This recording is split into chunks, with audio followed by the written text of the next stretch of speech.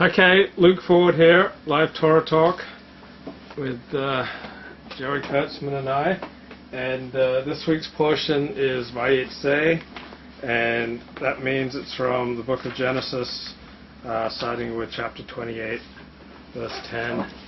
And but just before we get into that, I have to do a quick note. Joey is going to lead today, but I just want to do a quick note on something we were talking about last time on page 125 of the Kurtz of the Stone Art Scroll Chumash. That means commentary on the 5 books of the Torah. Says, Torah stresses that Abraham and Isaac were father and son. The cynics of that generation had been saying that Sarah must have become pregnant by Avimelech, since she and Abraham had been married for many decades without a child, but she had given birth only after being taken by the Philistine king. Therefore, God made Isaac's features so undeniably similar to Abraham that even the scoffers had to admit that it was indeed Abraham who begot Isaac. What do you make of that? Hey, it's in the Art Scroll Chumash, it must be right. But it's interesting. I didn't realize that the cynics of the generation had been saying that Avimelech. I thought this was a new insight that I just found in Commentary magazine. Right. No, they seem to have, those older guys back in the day picked up on these things too. But yeah. Huh. It's kind of interesting watching ourselves on 20-second delay here. Yeah.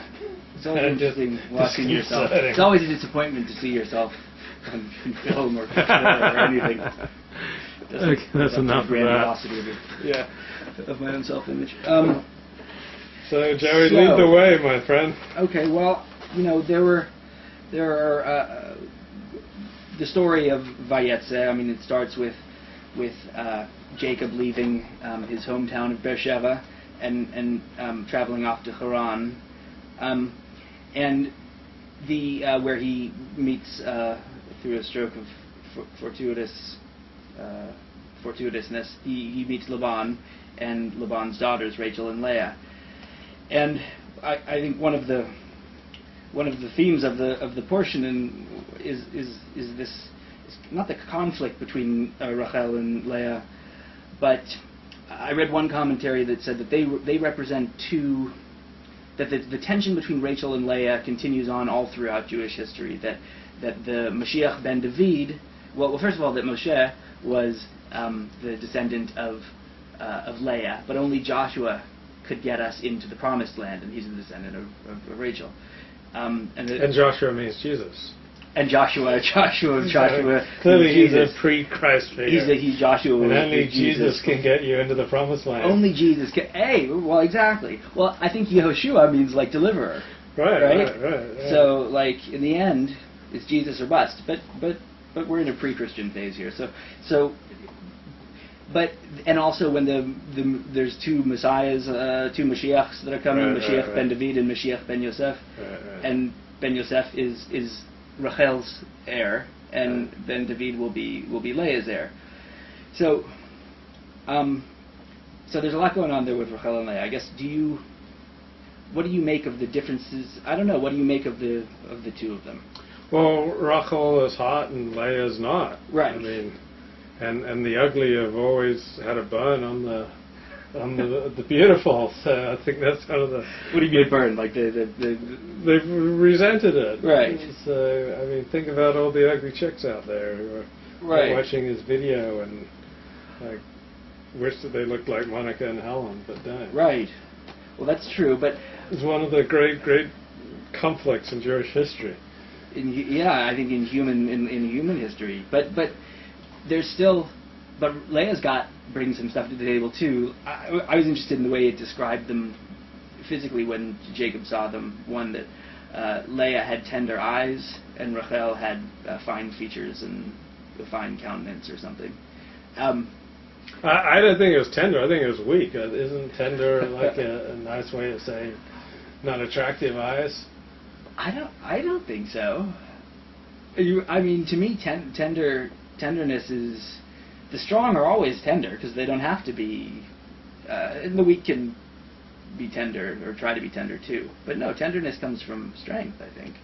Well, I thought it was translated meaning weak, which I don't know, maybe just me, but I didn't have a thing for girls with weak eyes. It just isn't. Well, not weak. Well, weak eyes are like shifty, like downcast eyes. Down syndrome eyes. What No, many people don't realize is that Leia had Down syndrome.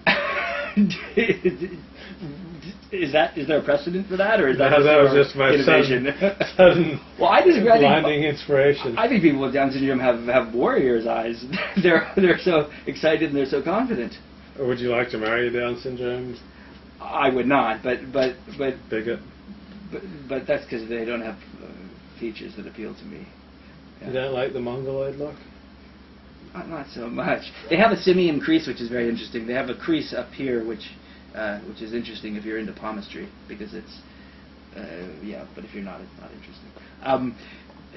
No, I'm not into chicks with Down syndrome. But do you think Leia might have had Down syndrome? No, my read on Leia is that she's a compassionate, fertile, a strong woman. Because a tender woman, to be tender, you have to look right at someone, and you have to see them, and you have to have compassion. That's not really for the weak. I mean, that's because tenderness isn't fearful. I don't think. I mean, it's brave because you have enough of a sense of self that you can look directly at someone else and see them rather than see your own shit. So like, and she's the fertile one. She's the one who just keeps birthing them babies. So like, I don't know. To me, Leia is like fertility and Rachel is power.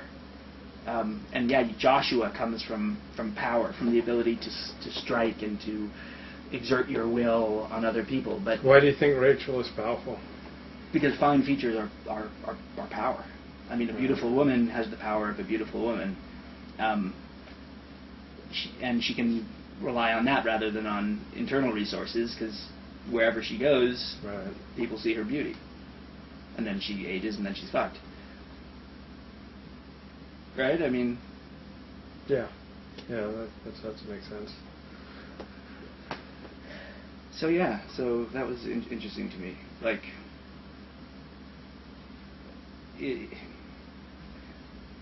yeah. Well, on the way, I'll just jump in Yeah. here. Right at the beginning of the Parsha, it talks about Jacob having a dream that there was a ladder going up to heaven and angels were going up and down. And according to the scroll commentary, Jacob was shown the guardian angels of the four kingdoms that would ascend to dominate Israel. Jacob saw each angel climbing a number of rungs corresponding to the years of its dominion, and then descending as its reign ended. Babylon's angels climbed 70 rungs and then went down, Media's angel 52, Greece's 130, but the angel of Edom Esav kept climbing indefinitely, symbolizing the current exile, which seems to be endless. Huh. Anything, you buy that? Well, by it you mean that it went down that way, or? Yeah. Do you think that's what the angels were representing? As the four kingdoms that would come to dominate Israel? Well, I mean, it doesn't say anything about that in the text itself. It just says the angels are ascending and descending. So, that's... Someone else thought that up as like a neat little metaphor somewhere along. Does it say who says that? Midrash Rabbah 29:2. I mean, I guess the way I approach it is when you get that kind of commentary, you don't look in the... It's not in the text, really. That's just another contribution from someone else. So that... I mean, yeah, that's a fine metaphor, because Esau... It's not just the exile, it's... Esau's descendants in Edom, I mean, that's blood, it's strife, it's pain, and to which the Jewish people are subjected, but to which everyone is subjected. It never ends. So it's like a Buddha. To me, that's like a Buddhist thing. Life doesn't happen without suffering. You can't avoid that. Now it says that when Jacob met Rachel, that he kissed her. Yeah. That's a little.